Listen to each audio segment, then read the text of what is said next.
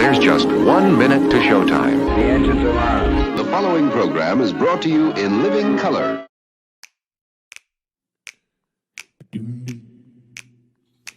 When they wrote up the systems and the rule set that we use, did working people get to write a line? What class of men on pen and paper jotted down their clues? With capital the heart of their design. When 90 million want a thing, but some shareholders say no, which class of people get to have their way? The people read the fine print, say that this thing has got to go, and we'll start writing a new contract here today. Don't you know that hundreds will work and one man keeps the money? They don't think they gotta tell us why. When they say the new social contract, all the bosses will be gobsmacked and everyone will want a sign. Oh, everyone will want a sign.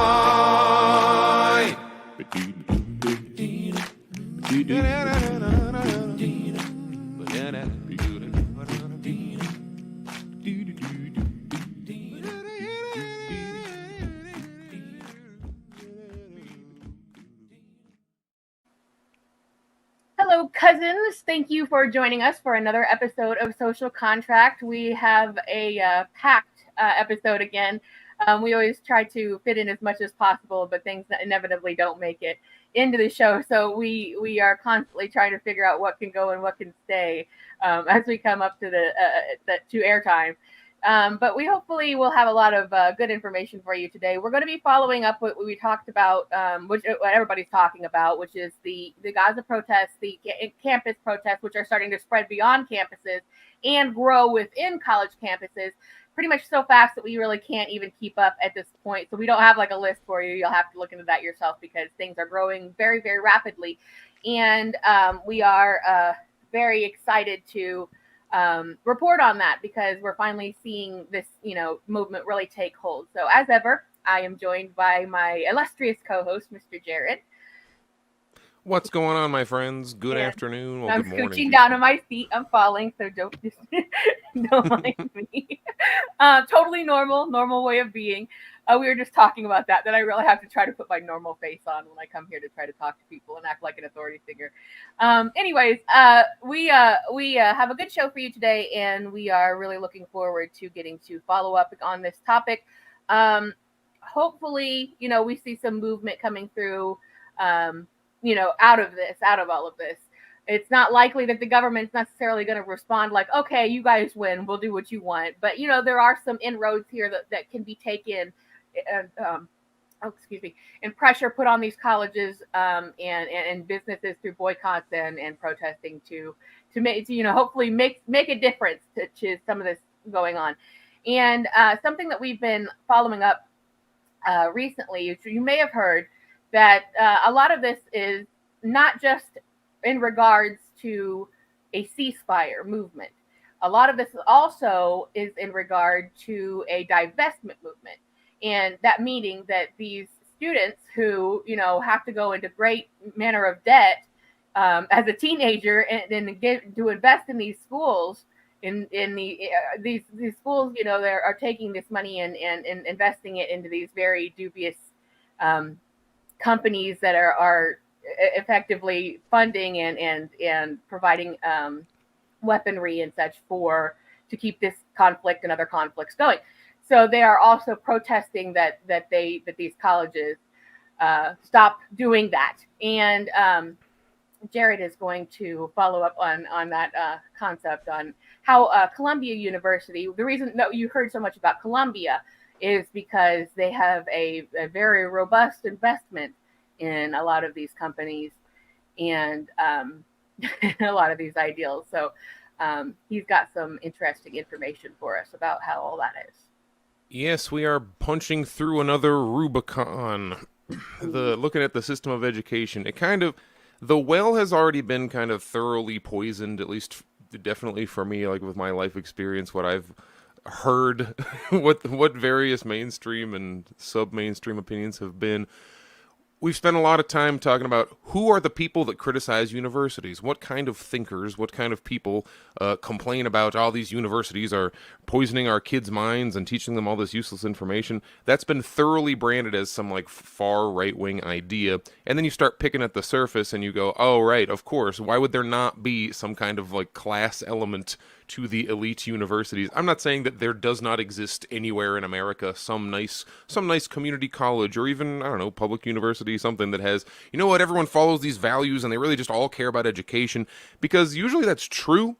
All my professors that I met in college, all my school teachers in high school, elementary school, they were all people who were doing the best they could, who were like relatively underpaid usually, because you look at your sports budget, then you look at, okay, an adjunct professor makes $80,000 a year, and our coach makes $25 million a year, and maybe I guess I'd be like Alabama. I did not go to one of those kinds of schools. However, yeah, Columbia probably isn't, is doing a whole bunch of moves for for creepy owning class reasons. Let me start reading this article, or I'll circle around my topic forever.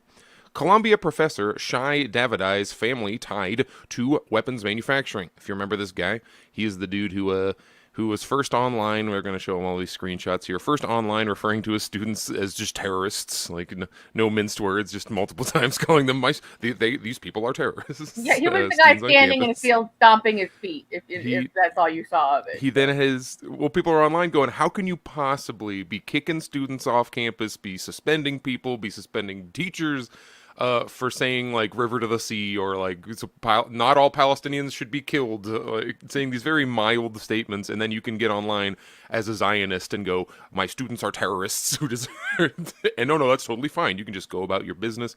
Well, it turns out, no, he wasn't fired, but he had his campus ID turned off so that he couldn't like swipe his way onto the property, I guess.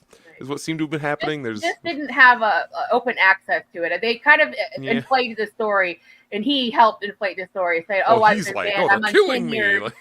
Right, yeah, like I'm untenured. I've been banned. They're throwing me off campus, yada, yada, which was ultimately not true. It was really just, they just kind of restricted some of his access ultimately through his campus ID badge. So here's the guy. Let's just start reading here. This is from counterpunch.org.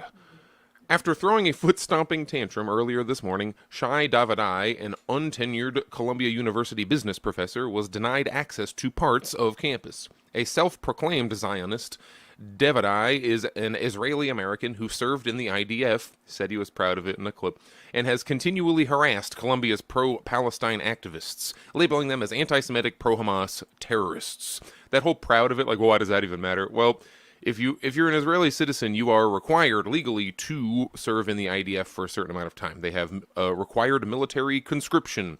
So if just saying that someone served in the IDF is basically saying they were an Israeli citizen when they were 18. So that could mean kind of nothing. Or if the guy's like, and I loved it, it just adds a different tinge to it. That's why they throw that in there. When they're forced into it societally, otherwise facing a period in jail, which some do take, honestly, then somebody that is a cheerleader for this, it's pretty sus. Same thing if you're like Taiwanese, Singaporean. There's tons of countries that have required military conscription. I think Norway has it. It's weirdly not that rare, even though as an American you're like, what? I had to sign up for selective service, but this is totally different. Yeah, right. Oh, you didn't. That's weird. Only men have to sign up for selective service. Different topic. Well, I think that there's been discussions about changing that to make it more gender equal, and it's like, how about we just get rid of it? Fuck you guys. Like, we don't want to fight your damn dumb wars. So. Apparently in Taiwan, you can like ask to be put in like the civilian corps. There's a guy I follow on Twitter who's like, yes, people think I was going to skip the country because he doesn't, for politics reasons. It's weird to say that he's not pro-Taiwan. He wouldn't say that he like hates the island he grew up on. He's Taiwanese, but like he thinks that Taiwan and China should be unified. So they're like, oh, you're a huge hypocrite for joining this military. That what if they forced you to go fight China? He's like, well, I got into the firefighting program, so I hung out at the at the fire station for a year or so, and It's because he could speak English and Chinese, so they like, you're a translator. Get on the phones. This will be good for you. Anyway, back to I want to call him David Ov, which would make him like Russian, I guess. Davidai. Yeah, I keep looking at it like, where are the syllables? Shai Davidai, I think. Davidai. I think that's what it is. Probably, I would assume that'd be some kind of like son of David. Right. On several occasions, Davidai called for the National Guard to be brought in to brutalize pro-Palestinian students. He's even gone so far as to characterize Columbia protesters as Hitler Youth. Columbia Students for Justice in Palestine have started a petition to have him fired. Here's Davidai doing the tweets. You know, let's take off the gloves. Terrorism is an ideology. They are openly supporting terror. They are terrorists. These are not kids. These are adults. There's a laundry list of complaints lodged against Davidai, most recently by 15 Jewish students at Columbia who were arrested and suspended last week during their occupation protest demanding the school divest from Israel. In a Jewish Voice for Peace Instagram post, the students called out Davidai directly, writing, "Furthermore, the disgraceful Shai Davidai publicly called us Judenrat Kapost and told us we would be on the last train to Auschwitz. We do not feel safe with this professor I hate safetyism, but whatever. We do not feel safe with this professor still teaching on campus, having access to the Jewish community spaces we cherish, much less portraying himself as a valiant protector and spokesperson of Jews on campus while insulting our ancestors' memory." Because they keep throwing out the, like, Jewish students don't feel safe. So they're like, well, we don't feel safe because, hey, like, flip this thing around on you, hey. That's the big conundrum with all of this. You have all these people like John Fetterman, who you shouldn't be listening to anyway, but also like Shmilon, who are going on like, these people are anti-Semitic. You can't be anti-Semitic about it if this is your actual heritage. Granted, we are, all of us that are not, involved in this don't have Judaic heritage, but those who do cannot also be anti-Semitic. So you really need to make up your mind and stop throwing this term around, because it really doesn't, it has zero effect. It doesn't mean anything. And it's literally like, are people being genocided? Yes, no. Do you support the genocide? Yes, no. That is the entire issue. So all this extraneous bullshit noise that is going along with it, you can't like fall into the trap of thinking like, is this no, it's not. It's not. It's, do you support genocide? Yes, no. That's literally that simple. Yeah, the students are pretty focused. If you talk to the actual protesters, they have demands, which is a criticism I have often for various protests, is that there isn't a specific workable demand. Right. There's a very specific, very workable demand. It happens to be the exact same demand that was being made of Columbia University back in Vietnam. Hey, divest from XY military industrial complex cog in the machine. Yeah, and you might be wondering, a illustrious history of being cogs in the military machine. That's why I open up talking about, you'll hear from what I previously had been tuning out as just like rando, like chatter from the right to be like, college is dumb and you shouldn't go because it's actually evil and brainwashes you into believing all this horse shit. And also and then I start looking at it, I'm like, well, actually, let's look at who funds the universities. Wow, isn't it coincidental that why does Columbia University have $6 billion tied up in Israel's bombs? Yeah, what is the connection? Like, why? What is the huh? Why am I paying tuition when they have $6 billion to be thrown around? It going both ways. Like them, where they're investing and these companies are investing in them as well, and it's not for nothing. They're getting somebody's getting. There's a symbiosis here. They're getting something out of it. The only people not getting anything out of it is the students and the faculty. It's ridiculous. It as you said. I do come from the point of view, without it hoping not to sound too right, that these universities have gone on unchecked for so long, and we are now at a point where the saturation point of higher learning degrees they're basically worthless. If you go looking for a job, you will find they ask they want to pay you $20 an hour for a master's or a PhD, and it's like, what the fuck? So these things are basically worthless at this point, and and you don't see a lot of these people outside picketing trade schools. Is all I'm saying. I'm still trying to not like scrub this from my heart, because that's what it should be, but you still think in the back of your head like, right, institutions of education's primary purpose is education for people who want to know more and be more rounded individuals and have increase their problem solving skills, get better at XY technique. and that's what they're supposed to like be their main function, right? And then you just over time go, nah, they're sort of mainly a tool of like class control, a way for the very, very rich, for the owning class to legitimize their own rule. Because now they're like, well, of course I'm allowed to be the leader of blank. I went to Harvard. I went to Columbia. I went to Yale. Like, it's the way that they get to tell you, I'm allowed to rule you because, and then they hold up like 6 pieces of paper that all came from like their cousin's uncle's friend's frickin' squire from 1640 who so you could have an identical degree, but maybe from like an unknown school or a smaller school, or you attended a couple different schools or something, and it will never compare to when somebody says, oh, Columbia, Yale, or whatever the crap, NYU, these really illustrious schools on the resume. Like so it is a class distinctive thing that these people are able to. Ultimately, not all of the students that attend. Some are on scholarships and some are there for art reasons and things. I went to university. I learned to sing and play the trombone better, and now I do that for money. It really worked out. It was the perfect. I'm the platonic ideal of what a bachelor's degree is supposed to be about. Right. But I feel like probably if you had one and you're like, I learned trombone at Yale, people would act like you were more special because I could have gone to Eastman. I could have gone. Well, I say could have. I'm broke, but yeah. Well, it's like buying a luxury vehicle or something. It's like when you're buying, the most of the money is going into the name on the car, the placard. Well, let's freaking talk about why does David I over here feel so comfortable? Every educator I know who's like in it for those reasons is not quite paycheck to paycheck. I don't want to over exaggerate how poor a lot of teachers are, but they're usually not the richest people, especially if they were teaching at state school, teaching me.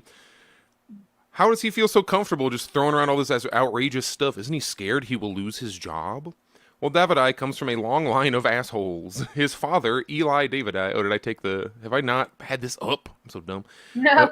Davidai comes from a long line of assholes. His That's father. a direct quote from this article, which I love. It's part of my like.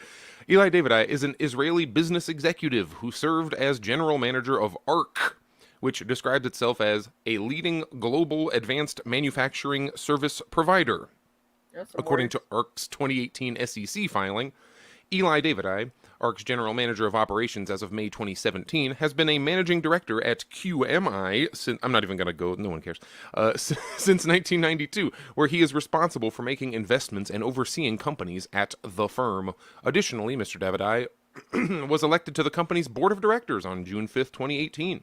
Among other things, ARC manufactures weapons parts, including polymer magazine for NATO-compatible weapons, triggers and hammers, precision-guided munitions components, and more. In 2016, ARC won an award for an AR-15 component, and in 2010 scored a prize. Oh, so they do civilian stuff too, the AR. In 2010, scored a prize for an explosive device made for a Department of Defense application. So these very generic terms because it's like quasi-secretive, right?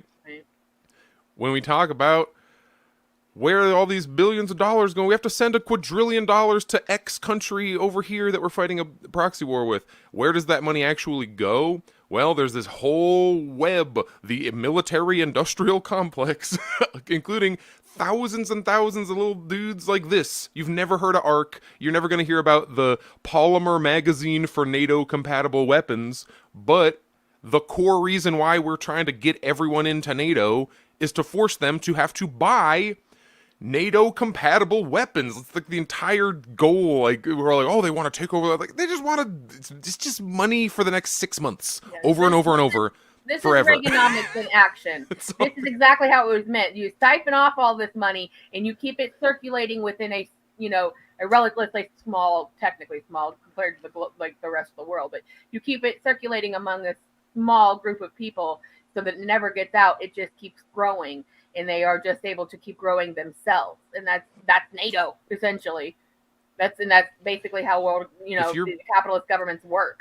If your job decides to go Mac, suddenly they have to buy 10 million iPads. Like whenever I hear about this, oh hooray!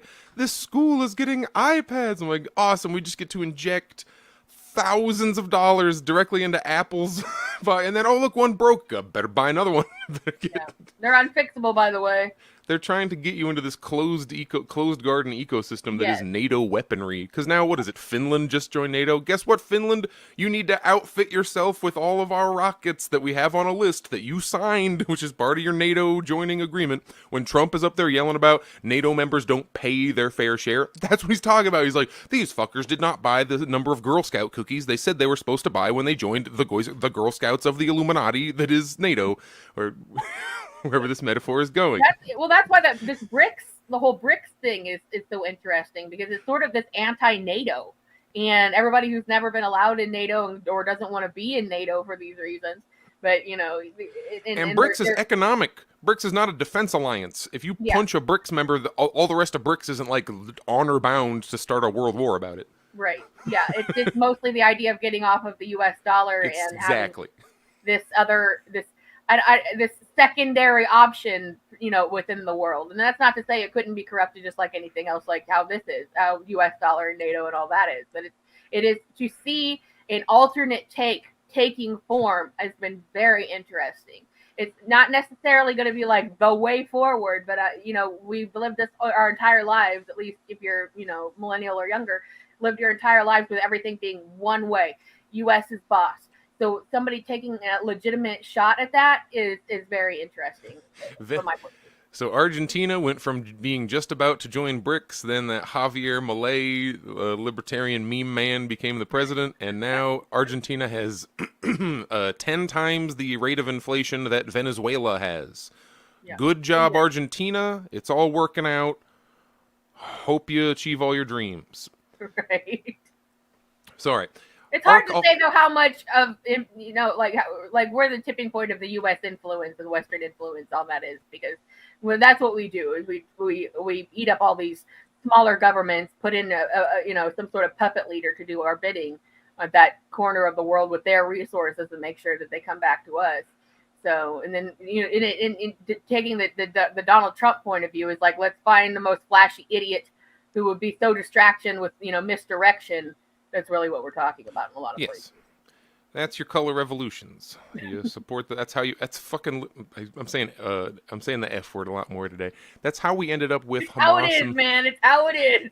That's how Hamas is the organization that controls Gaza in the first place.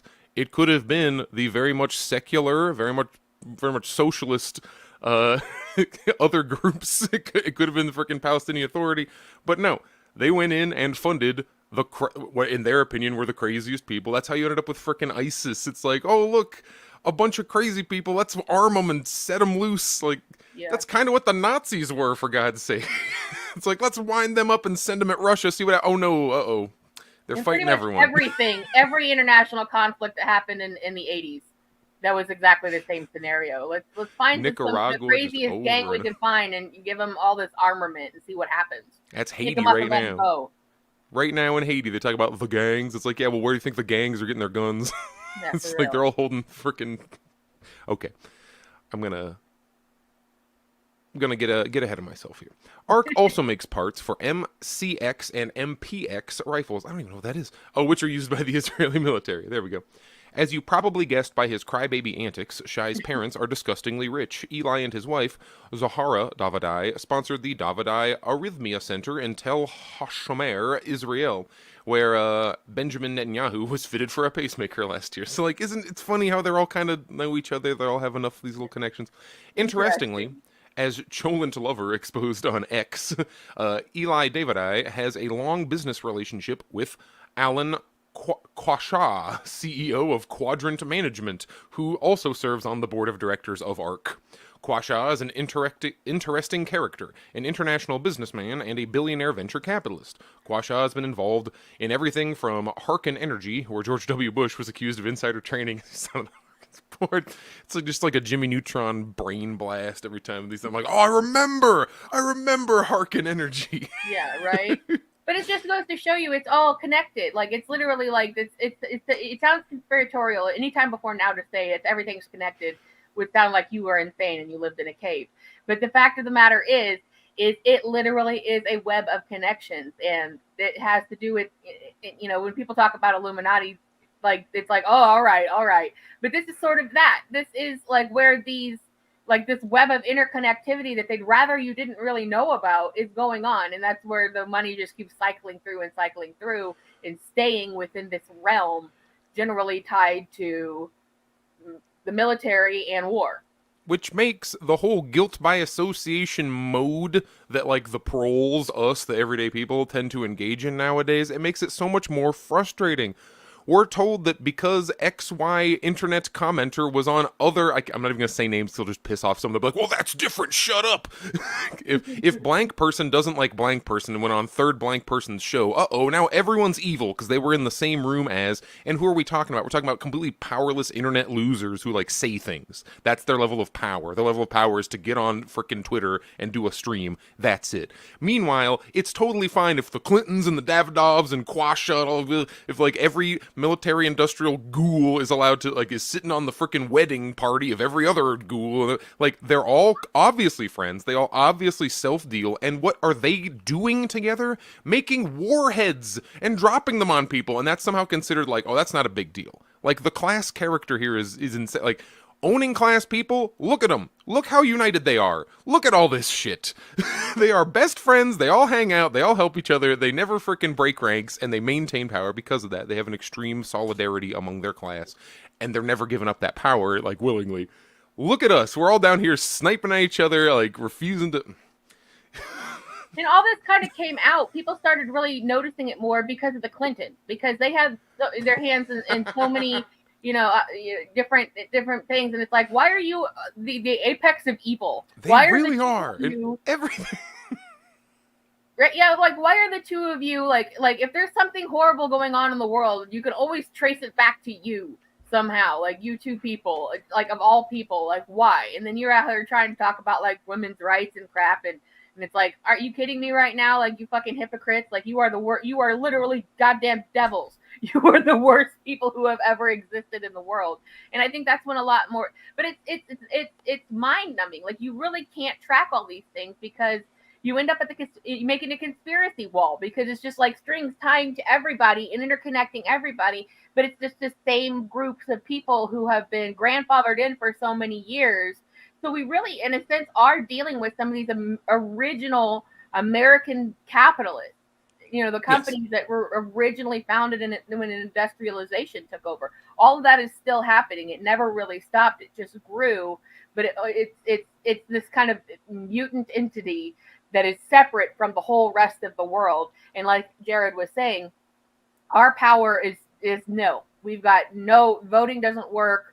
Arguing doesn't work. Banging your tambourine doesn't work. We're just trying to use what we've got to do the best that we can, but even still, we are at the mercy of a billion, trillion, gajillion, however, I don't know, probably less than that now, company broadcasting right now out on Twitter, and like at any time we could be shut down or have the FBI show up at our door and say, "Did you say these words?" Yeah, I said these words. All right, I'm supposed to be allowed to. Anyway. It's a point that I'm stealing from somebody else. They're like, look, if they have to take all of our money and send it over to these BS wars that none of us want, shouldn't I at least be able to talk shit about it the whole time? Yeah. And they're like, yes, according to the First Amendment in the Bill of Rights, yes, you are supposed to be able to do that. But where do we got? Yeah, it's like Nicolette was just saying, even our current ruling families, you can trace them back to, like, follow the Schwab family bag. It makes everyone roll their eyes. It used to make me roll my eyes when people would bring up, oh, well, then they're tied to the Clintons, as if, like, checkmate, the Clintons, and now it's evil. I'm like, well, you just... And then you look into it, and it's like, no, yeah, they were right. The people telling me that were correct. I was wrong, and I was dumb for thinking that. George Soros. Oh, George... yeah, guess what? The Soros family does the things that... like, they do these exact... Talk about color revolutions, talk about South America, Africa, like parts of Europe. George Soros loves that. It's his favorite thing. The Soros family has been messing around with that stuff forever. It's about to be his son. They're just going to pass it down. Pass it down to the next person. Like, the freaking Carnegies never really went away. No, right. Or the Chase, like JP Morgan, Chase, all that kind of stuff. Like, all of these, these companies that originally founded... The Rothschilds. Yeah, well, these people, they founded and super gamed the system. We're in a post-slavery place in history, and they're like, technically post-slavery, but they're like, how do we really game this situation? And the stories are always like, he went to door to door selling gum with no shoes, and then and it's like, give me a fucking break. Like there was some help here, there were some situations, there was definitely some advantages of people taken, like hire the children because their little fingers can get in the machinery better. There were advantages taken that got these people to where they are, and now we are living in the capitalist hellscape fallout of what these people did then in relative darkness. And it's still in relative darkness to us, where we are told we live in the era of information. So it's like things, in 100 years, 200 years, where it's still the same problem with America in the West that there always has been, this industrialist mentality, which can't exist without the abuse of smaller countries, without, the acquisition of resources, without taking, effectively work-wise enslaving people, to the extent of the law. But we're still there. It's like things have never changed. But except for the differences now, it looks like it's sort of imploding in on itself. And no telling how long that will take, but people are becoming wiser to these things. So it's, how do you really tell where it's going to go at this point? The cycle continues to spin in on itself faster and faster, where it used to, somebody pointed out that like we already kind of had all these campus protest arguments in November, and now it's just like somebody hit a reset button and just the exact same conversation just taking place again. And before that, we re-had this conversation in frickin' Occupy Wall Street. Before that, like if you just keep going back, the fact that it is still exactly Columbia University and still divesting from a war we don't like it might as well be the 70s right now. This just is the same school, the same demands, the same section of society, the student body, like making a ruckus against it. I was pretty proud of Arizona State University near me, ASU. They had a protest. They all got beat up and arrested, but it was very typical hearing. I only know about that because NPR on my way home came up and they're like, oh, ASU. It was a one sentence report that's like, ASU had a protest and this many people were arrested, period. And that was it. They just went on. I'm like, wow, that was was surprising. The difference does seem to be that the difference with generations really seems to make a difference. Is making the difference because, like you mentioned at the top of the hour, they actually have an agenda. They have a media liaison. They're not everybody trying to become famous with this. They're not all these stupid random voices that just want to hang out in the same area. That which was basically Occupy. The Occupy movement was garbage. There was no real. It was just we don't like, and that was really the only emphasis on anything. And then so it really it was nothing. But these students really have grown up in this world where there is no hope. There is nothing to gain. Getting this education is worthless. We're just funding the machine and funding wars, and we're supposed to be part of that. And so they're realizing there's no forward. There's, the earth is on fire. No one's doing anything to make it any better. And that's where we really see a fundamental difference here. There is organization here. Plus, on a more visceral side of things, this is also a generation who more so, let's say, than like this kind of came a little post-millennial. We've always had the threat of school shootings and stuff, pre-millennial and Gen X time, obviously Columbine happened, but it's always been there. But then it grew in popularity. These constant drills, these active shooter drills have taught these students, like they've lived in this world. They know how to oppose an attacker at this point. So there was that video that came out. I think it was at Texas University. There's been so many now, but it was one of the early videos where we had the gallon water bottle bouncing it off the cop's helmet in the doorway, which was wonderful. But the idea was like I watch, if you see the whole video, which is about 4.5 minutes, because the news wanted to clip it and be like, look at these aggressors. But the fact of it is when they drove those cops back, the kids did this. I say kids with respect because I see anyone younger than me as a kid. So I don't mean that as any disrespect, but especially in this context.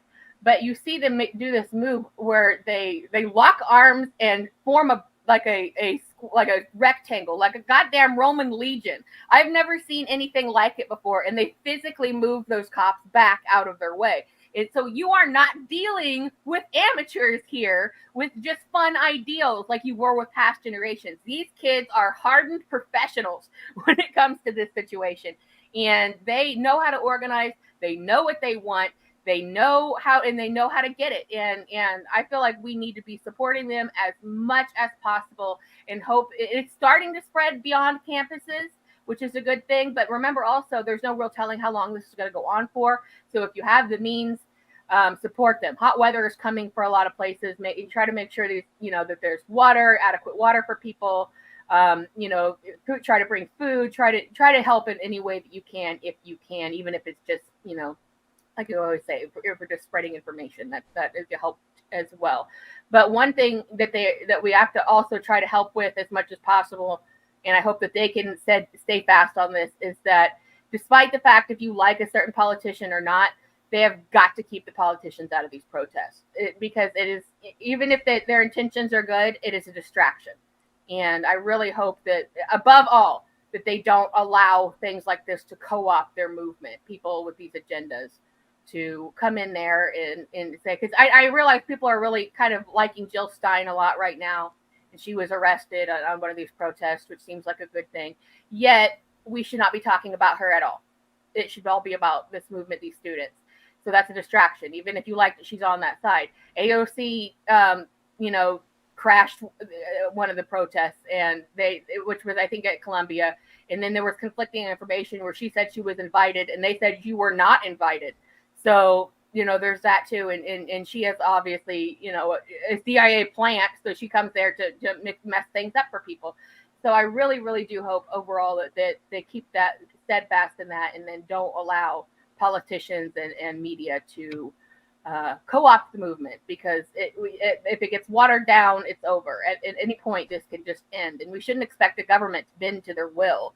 The best thing that could happen is to pressure schools, or pressure the schools to divest, and pressure businesses through boycotts, which you can take part in boycotts as well. You're like, okay, I'm not a student. What do I do? Don't eat at McDonald's. Don't eat, these places, or don't buy Israeli products. It's as simple as that. But we are at a tipping point. That's the good thing.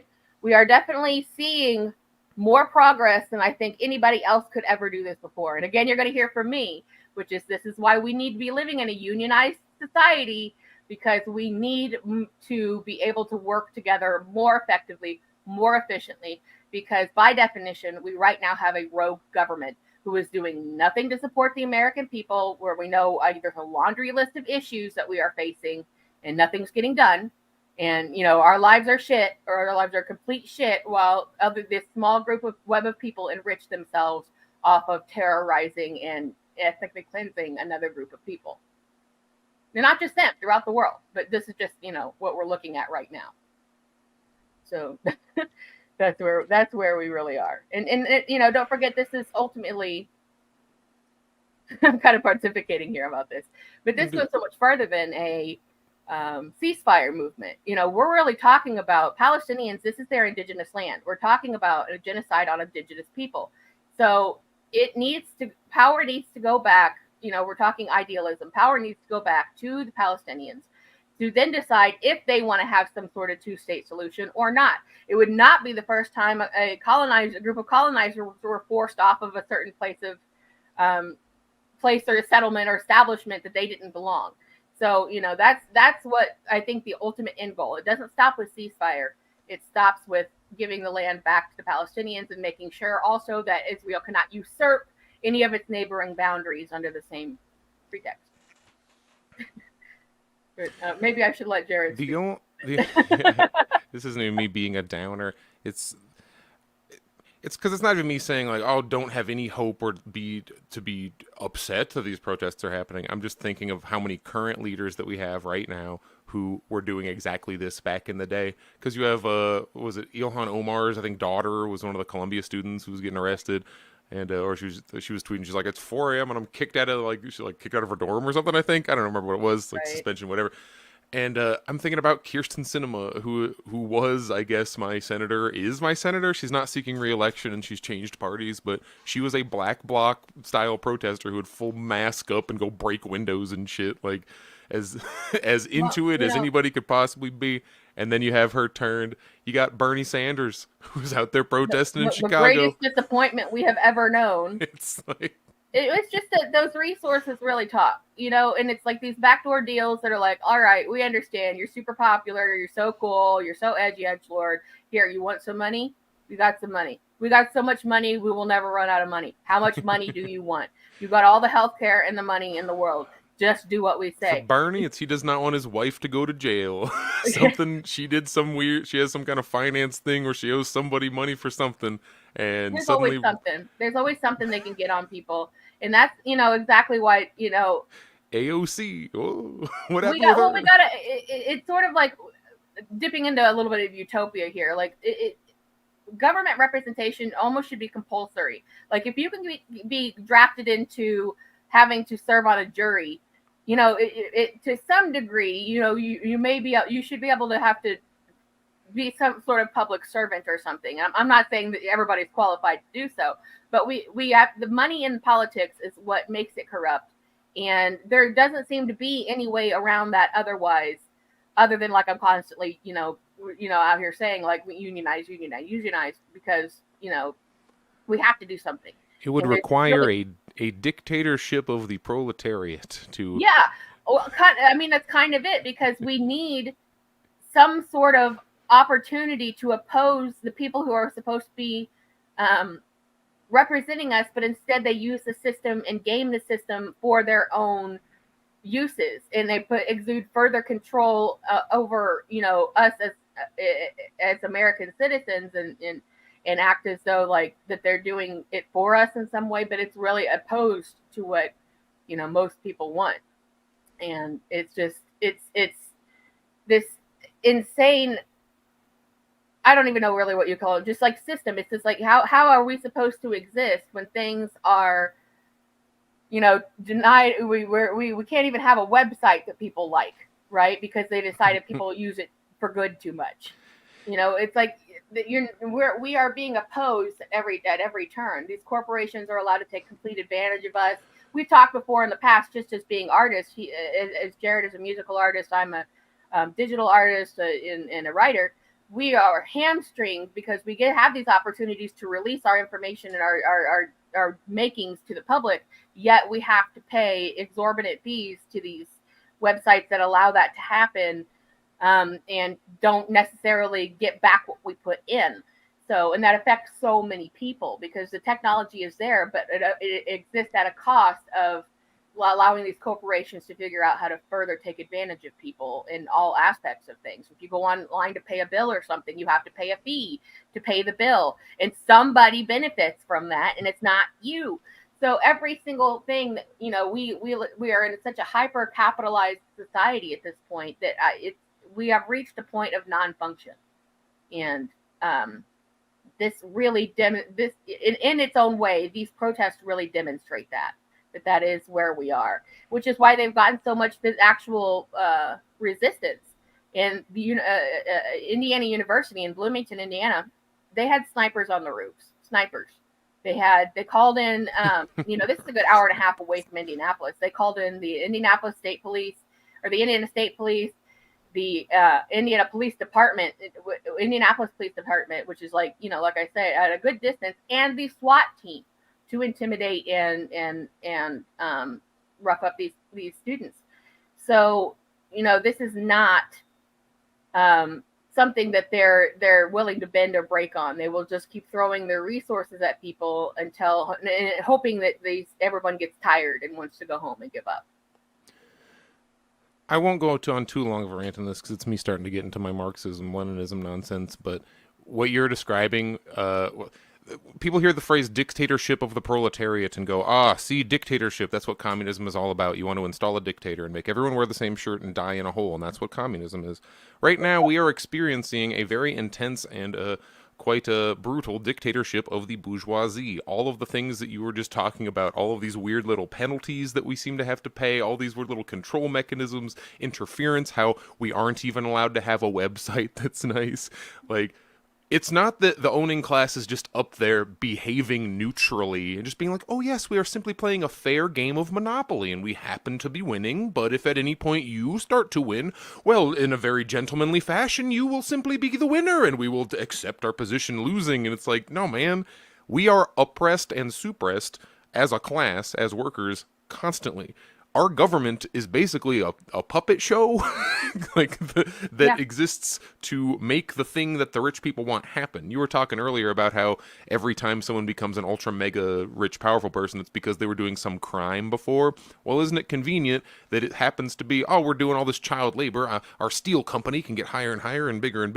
And then as soon as, oh, look, some competition is coming up, crush that competition by making child labor. Like they just like take away all their advantages for everyone else. And we look at it as like, aha, they got in just under the finish line. They Indiana Jones grabbed their hat and got at all these crimes. Like, no, man. They were like, all right, government, go ahead and do this. Well, we're okay with that at this point. Our investments are sound enough. And inevitably, there's some other backroom thing going on that then, okay, we're moving on to the next project, so we'll give up the child. Like, what the hell was the Civil War even? It was a fight about, should labor be paid zero or should labor be paid the absolute subsistence minimum? And that was one where a portion of the owning class was actually unwilling to freaking give it up, and another portion of the owning class had to go to war with it. And yeah, one of those portions of the owning class was the progressive portion of the owning class, which sounds weird, but it's true. I'm not saying like, oh, the union was bad. It's like, no, man, that was good. Class is the owning class, and the owning class fights against the owning class when they have a division. Yeah. And it's an opportunity where there was a clear victor that, like, should, quote unquote, should have won. Like, I would not want the Civil War to have gone in the opposite direction. Right. That was a time where, yeah, a chunk of the owning class either was used or just, acted autonomously, depending on how you want to think of it, to actually gain some social progress. And then as a weird byproduct, you end up with a better situation where we did raise the labor standard pay from zero to the absolute minimum that you can live. Right. Or some would argue that it's below the minimum what it takes to live. But yeah, and it gets conflated a lot with like, this was about a social issue. It definitely was not about a social issue, because the vast majority of the northern people were not like, oh, come here, slaves, let's be best friends. Like, let's share our jobs and our wealth together. No, they still wanted class separation 100%. And the vast majority still believed that they were above and superior to, the slave class. So it absolutely. And the vast majority of Southern white people did not own slaves and they were unable to get work because the competition for labor was free. Yeah. How do you possibly compete? Yeah, How do you get on? It was a battle of economical systems. Is really what it was. Yeah. As you say, it went the way that it should have at the time. But since we're all still litigating it 200 and some odd years later, I mean that is the fact that this was an economic issue and not. There were still loopholes and concessions put in there. Like, what is it, the 13th Amendment? The one that's like, if you go to jail though, you can still be a slave. So when we say a dictatorship of the proletariat, it is taking our current dictatorship of the bourgeois and reversing it in the same way that the underclass, the workers, are heavily, actively worked against and suppressed and maintained the class structure. There's that will have to be done with the workers, but instead of the consequence, if you are oppressed too much as a worker, is that you like starve and die. The consequence, if you are oppressed too much as a member of the bourgeois, is that you become a worker. Oh no, how terrible of a fate. Or you have to sell one of your yachts. Surely the socialists must be stopped. They want to kill everyone, forcing people to, be productive members of society and have maybe a single domicile, a single car. Yeah, I wouldn't even say that. You can have two cars. This is what the Russian Revolution was about. Like, they were done with aristocracy. They were done with these people who were literally victimizing them as people. They were literally, working themselves to death in factories, seeing none of the benefit. And while these, people at the top, just like now, were just living these not good lives, but these beyond richness, beyond wealth, like in this next level shit. And so like they were like, let's just kill them. So like that's basically what happened. It wasn't about the blood. Parasitic. It was about like inequity. You have a parasitic owning class over you. When people talk about the Russians came in, the Bolsheviks, and they took everyone's land, it's like, well, who is everyone? You mean the Cossacks, the like feudal landlords who were like, all my land could feed this entire village, or I can be an asshole and burn down my field rather than join the collective farm movement, which happened. And then, you know what? if you being selfish were like, you know what, I can either give up my land or I can burn it down to prove a point, that person maybe should get drug into the street and like however the peasants want to deal with them. That's what's fair. If you are victimized by someone and your whole family and your entire lineage has been victimized, you really get to decide, if what happens next. And this is, a tale as old as time. This is what happened in Cuba. This is what happened in China. Those poor sugar plantation owners. Right, yeah, like you hear today, like you will hear literally today, my grandparents fled Cuba. Okay, your grandparents were fucking fascists. Why did your grandparents flee Cuba? Right? Like they escaped communism. Nobody escapes communism. You managed to get lucky not to get killed when you probably should have, because you were obviously at the root of all the rot of terrorizing all these other under people who finally had enough. And that's where we are at the apex of. That's why right now people don't see the word communism and socialism words as dirty words anymore. They will identify as such because the ideology makes sense when you lived in an oppressed society. We are completely oppressed in every way, shape, or form that modern society can do. Every time there is an advantage to take, it is taken by someone. We were discussing this before the top of the show. We are right now on the cusp of the dead internet. And if we could make a whole show about the dead internet. And we're also in what's being called the enshittification of everything, where you probably noticed literally every food item, every clothes item, every car, every house, every giant mattress purchase or whatever everything is garbage. Like there are no good products anymore because these companies have figured out how to take advantage and give you the bare minimum for the maximum amount of money because they know that you won't have a choice, monopolies, and make sure that they are further enriching themselves while making sure you are living a rock bottom lifestyle that keeps you so busy that you shouldn't have time to protest or complain because or tell your boss you're being underpaid because you need that job so bad. And what that is right there, that place that we are all in, which I know everyone can relate to, and if you can't, get off our stream, get off my lawn. What that is right there is where the revolutions of all of the places we just listed, that was the apex of those revolutions. And that is where we are now. And I'm not against it. In the whole world, it's not like everybody wouldn't do what the West is doing if they had the opportunity. It's just that the redistributing of wealth is necessary to society, to sustain society. And we happen to be facing an issue that no one else faced before, which is climate change, because none of this matters if there's no planet. Okay, so all these billionaires can just go find a planet to live on or whatever and get the fuck out of here because we don't want you anyway. But for the rest of us, there's no other planet, there's no other option, there's no other opportunity. This one needs fixed. And it's always going to be the lowest class people who suffer from weather that the insurance then won't pay for, and it's already happening. We're already there. So where we are historically, if we were looking at this 100 years later, we would be right at the apex of a communist revolution. I'm pretty excited to see what the next 20, 30 years are. I am certain that whatever happens in the U.S., it's not like we're not going to end up using these words. And the only reason I still use, I even talk about Marxism, Leninism, etc., is because like that's the literature is there, and this is the language that it uses. It's when relevant. Trying to go for it. No, I was agreeing with you. It's relevant. It doesn't matter how old it is. It's relevant. When trying to talk, I think whatever the eventual movement that, again, we'll look back and be like, oh, this is when the American socialists started figuring it out and coming together as a working class. It probably won't be called socialism. They probably won't call themselves American communists even, but they will be if you are doing the act, if you are participating in the process of advancing from capitalism to the next stage, to the next form of economy that like logically and scientifically and historically now, because we have some examples, like works better, when that finally happens, that's what it's going to be. You can call it whatever you want, but like, look at what China is doing. China's not communist. Okay, shut up for like 5 seconds. If you call it capitalism, whatever kind of capitalism China is doing is clearly working better than ours, clearly the average person in China has more direction and control over how their economy goes and like how they're. Why is the Chinese government's approval rating like 80%? Like the Chinese people really like their government, and you can all day be like, "That's fake.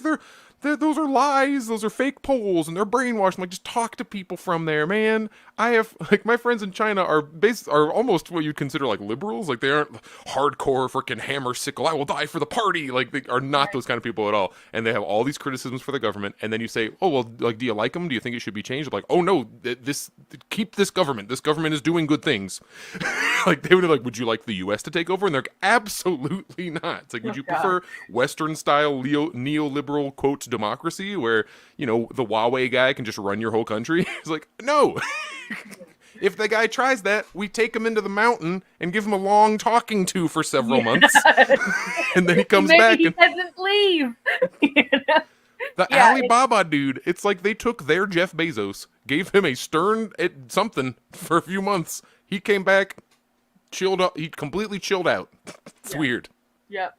Well, the thing of it is like, okay, like you say, call it whatever you want to call it, but the China's investment in their own people is ultimately along the long game. It is.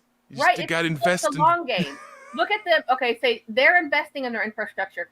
That you can look at maps. You can see this. There was nothing. Now there's everything.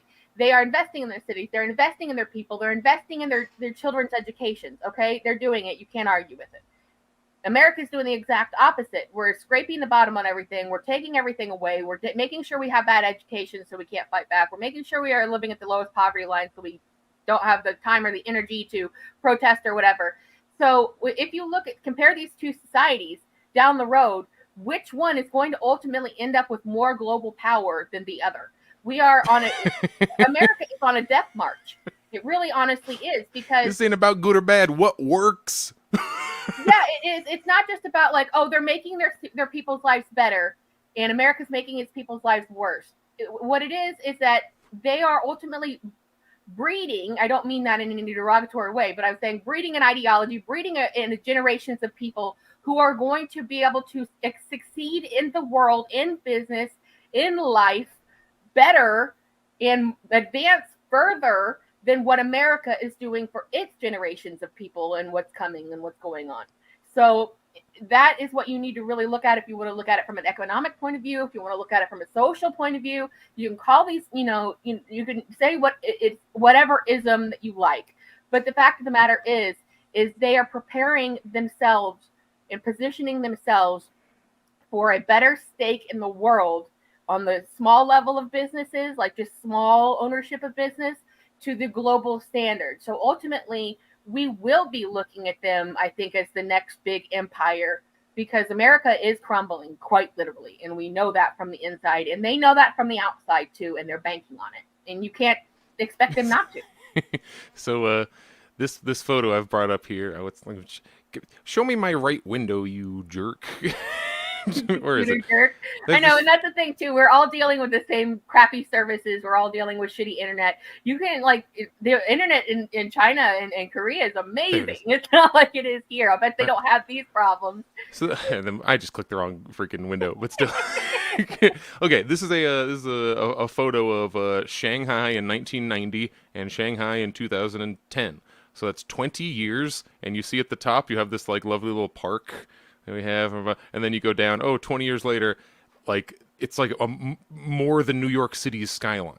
You have what is the former British side where all the buildings were in 1990, and then you have that part is still the brick, clay looking historic building style, and then the other side is the ultra modern.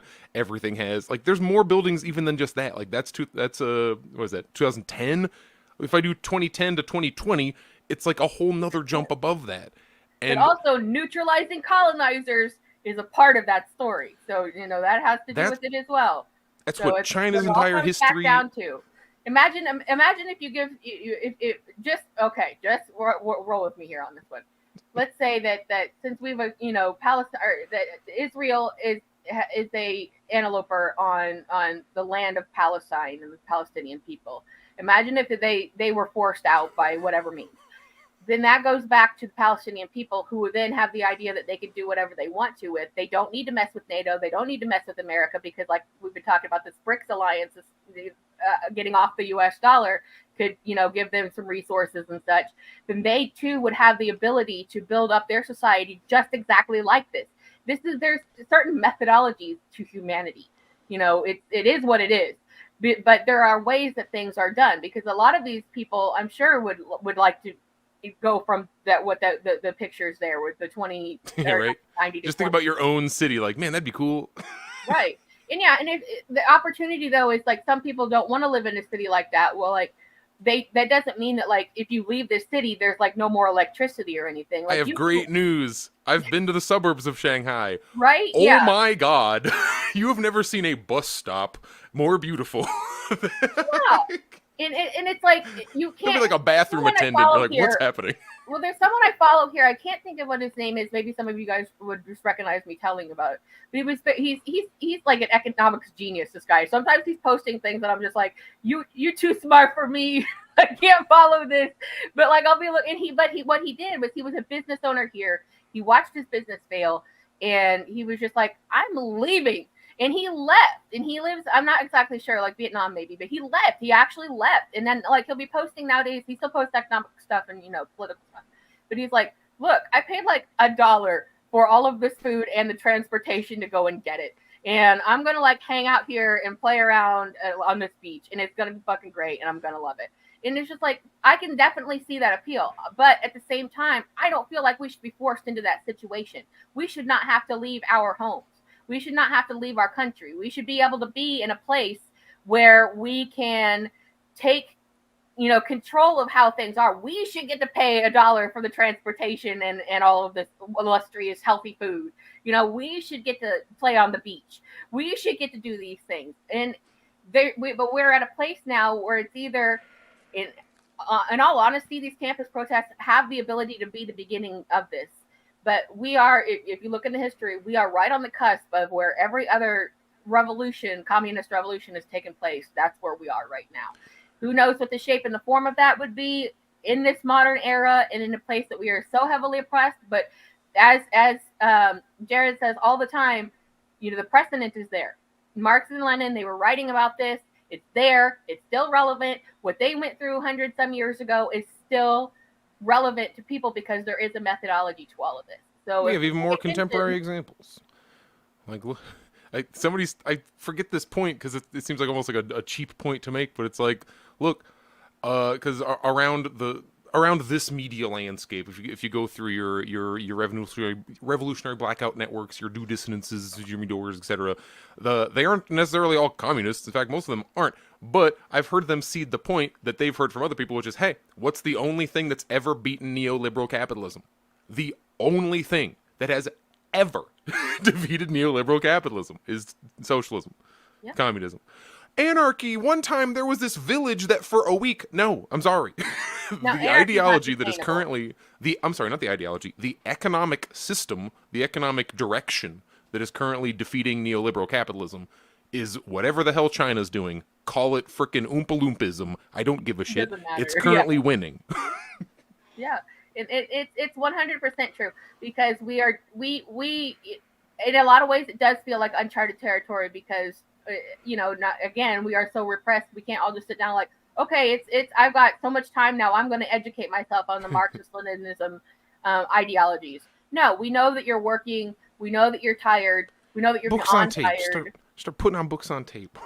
Right. The fact of it is just that we are not in a place where we are all able to get on this level at the same time. Just you may have never heard this show from or any of these points of view, but you're still feeling it. You might be on the right, but you're still feeling it. You're tired. You're tired. You're tired of working all the time and getting nowhere. You're tired of not having a retirement. You're tired of your house, if you own it, falling apart and you not being able to fix it, or paying a landlord, or that there are landlords. It's just which there shouldn't be. The only landlords that I feel like are acceptable is like if you own a house on a lake and you want to let people vacation there, like acceptable. But if you are responsible for someone being able to live indoors of a place, not acceptable. So that we need a better quality of living, and no one needs to be told that. So this is where we are. Like, whether or not, like, I could be completely wrong about it, but if you just look at the historical precedent, and if you look at the Marxist-Leninist information, that it is all there. It has happened again and again and again. And this is the only way. This is the only solution. And in the interim, it might start with these protests. That's where it might begin. We can't expect the government to be like, okay, we hear you. We're going to do what you want, because clearly this regime does not care about re-election. This has been the most lackluster election that has ever happened. They don't care. They're going forward and taking as much as they can with what time that they've got left, like half a year or whatever, and they're just hand it right over to Donald Trump for him to do the same damn thing, probably. It makes sense when you recognize they're not the top layer; they're the second layer, and the top layer is like, eh. Both guys say they'll do what we say. Yeah, I know a lot of people are into Jill Stein right now, and I get it, but she has no chance. Get real, people. She's still probably who, if I, like, I'm going to look at I don't even know who's going to be on the ballot when I'm voting for specifically president, but she's probably who I'm going to write down, I guess, but it's not because I think she's like, Jill Stein, we'll together. There's a very good chance, not very good chance, there's a lot of evidence that the Green Party is relatively co-opted. The other point that I have heard made is that, well, yes, it may or may not be co-opted, but it's also small enough that you could change its direction relatively easy at the moment. You're never changing there is no direction to be changed with the two fake puppet parties, but I don't know. A lot of the states don't even have an option for third party, and a lot of states are suing at this point to stop you even from being able to write someone else in. So they're not that ranked choice voting would solve all of the problems, meaning more than just the two parties. You could choose out of 10 people or something, but it would be a start to helping do this and the reform of voting altogether. Like, there are so many things that our government stop blocks us from improving on, because it would jeopardize their power and their hold on things. Like, if you said, okay, we're going to end gerrymandering, we want gerrymandering to stop, they would not support that. Neither side would support that, because they both benefit from it in one way or the other. Or we'd say, we're going to make voting totally digital, because if you can vote for an American Idol or whatever, you can you can vote for a president. That simplistically. But I've got to plug my phone in here, so bear with me real quick. But then they'd be like, no, that'd be so corruptible. It's so corruptible. When we definitely have the technology to make sure that it doesn't. It's just we're not using it. So the fact of it is like, yeah, there are other better alternatives out there, but they just don't have a choice. And we are stopped. We don't have a democracy where we could say, all right, yes, these other people, I want to choose one of these other people.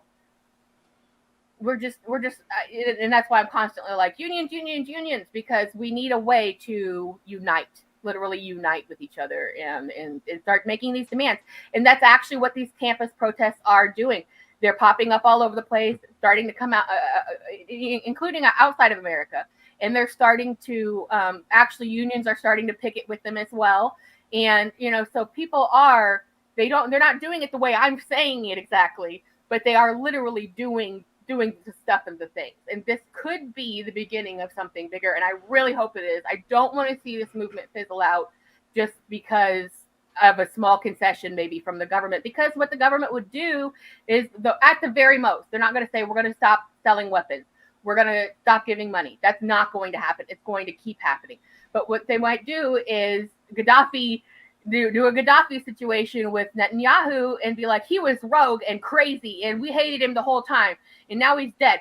And then they would install, some Zelensky character that they had full control over, and let everything cool down, let everybody go back to school and back to life and stop, but then they would just go right back to it. They're not going to give up that land and resources. They're not going to give up the opportunity to usurp the other borders and take their land and resources. That is the biggest stronghold that they could possibly have in the Middle East, to control the situation in that part of the world.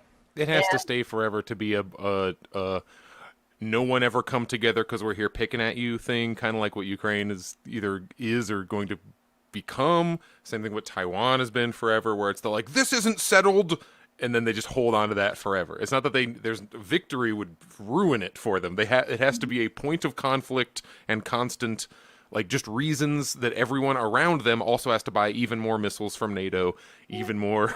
Very like so the military like building up can never stop. It has to stay perpetually going. So if it isn't Israel, just swap over to some other country or something. Yeah, another one. It started there, and I think you all need to get mentally. And I'm talking to literally anybody who can hear me right now. You all need to get mentally prepared for the fact that Trump is going to be president again, and this time he's going to know what he's doing, because this administration, regardless of if it's got like it stands. It cannot stand up against that, because this is literally the most hated administration in like the last 70 years. I think you're seeing Nixon, what's that? You're seeing like McConnell and Graham like calm down about Trump, and I think we might actually get. I don't know if it'd be worse, the same. Probably the same is would be my, if I had to choose one of those. I think we're going to end up, if Trump does get back in office, it's going to be an even swampier, like more willing to play ball version of him, because he's out there talking about how much he loves Israel. He's going to keep sending them bombs. How much he loves Ukraine. He's going to keep sending them bombs. Like he's making so much money off of like the IPAC, and all these donors that are of this, and not all he cares about is money. So don't forget about that. But he's going to drop right into the situation, and this is exactly the kind of stuff that he does. They're best. Probably trying to cut deals where they're like, "Hey, man, okay, so we've messed with you a lot, and we won't do X, or we'll do," like we talk about how if they got to Bernie Sanders, if they got to Cory Bush, they're going to get to everybody. I think if Trump does end up president, it's probably going to be because they get to him. Not that he's like this virtuous person who's going to be corrupted. I know that they got to be already talking. You know that they're already talking. They'll cut some deal. They'll be like, all right, we'll stop taking you to court every 5 minutes. All right, we'll stop harassing your family. All right, we'll stop. Well, not even that. It's just like they know more than us. They have the resources. They know that like the Democrats aren't making any real effort to stay in office, that because they already have their deals with them, and they don't really care if they stay in. They're just going to play their long game, come back in 4 years and blame everything on Trump. And then I know that they're already dealing with Trump because they anticipate he's going to be the next one to come in. So they're making the deals preemptively. Reagan did this. The smartest MAGA people are already peeling away from Trump. They're out there saying, like, he does not represent the ideals. Like, he's not America first is the line I keep hearing. Because, like, clearly he isn't if you're saying we should send all this money everywhere but America. All the America first people are going, well, wait a second. What does America first mean? Then you had one of those two, either McConnell or the other one, who had that poster where it's like, America first equals giving Israel money. And it's like, America first is not isolationist. I'm like, yes, it is. That's really the point, is we need to get the hell out of everybody else's business, regardless of if you think X country is good or bad. It's not our effing business. And I think that is the best position one can take, is it doesn't force you to defend anybody. It doesn't force you to be like, I love Hamas. It doesn't force you to be like, I love the Azov battalion. You get to be like, no, not our business. We're out. Good luck. Have fun. Independence, everybody. Right. That would be the way to go, except for the fact that they know that they can make so much money off of it. You know, that's the whole idea. And then the idea of power. That's why it will never happen. Right. Yeah, exactly. The idea of the power, like if Trump can, like, if they promise Trump like these, you know, let's say the Israeli lobby, the IPAC and all this, and like all the weapons manufacturers are meeting with Trump, let's say, and they say, like, you keep this campaign up, you help us finish off the Palestinians, wipe it out, which he does not care about indigenous people at all. Like, so, you know, you help us see this through. We're going to make sure that you have more money than you ever thought you could have. And it'll be forever. And everybody will look at you in the business world as like the smartest, best president who ever was, even if people don't care, because who cares about the people? So that's why this whole thing is unsustainable. And it just doesn't work when you keep doing this and you spread yourself too thin. This is how all empires ultimately fall, is that they try to be boss of everybody, they try to scrape down everybody, and they underserve their own people to the point where the proletariat cuts their damn heads off. So that's where if you keep them distracted here at home, it slightly lessens their ability to keep messing around abroad.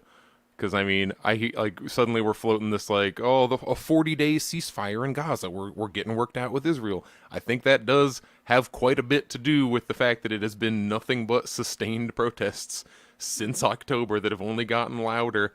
And it's not because they are going to, like, oh, well, we will now acquiesce to the will of the people. It's just to, like, smooth things out. Because get everybody to quiet down for a while so they can start the machine back up. It's not sustainable, which is I'm encouraged by that, because things can't just not change forever. That is not an option. And even if this whole situation kind of smooths over, let's just say, hypothetically, something else will come up. There will be more about this, and that's something that the left and the right do agree on, that like all this money going to Ukraine, all this money going to Israel for whatever reason, all this money now going to Taiwan, even the America First people are like, hey, no. So that's where we really are. Nobody is happy. It doesn't really matter where on the political spectrum you are, unless you are super rich. You are suffering in this country, and you don't like the direction it's going. And it doesn't matter if you don't like the direction it's going. You don't like the direction it's going. So, excuse me. So you can be anywhere on that spectrum and agree, not good, don't like.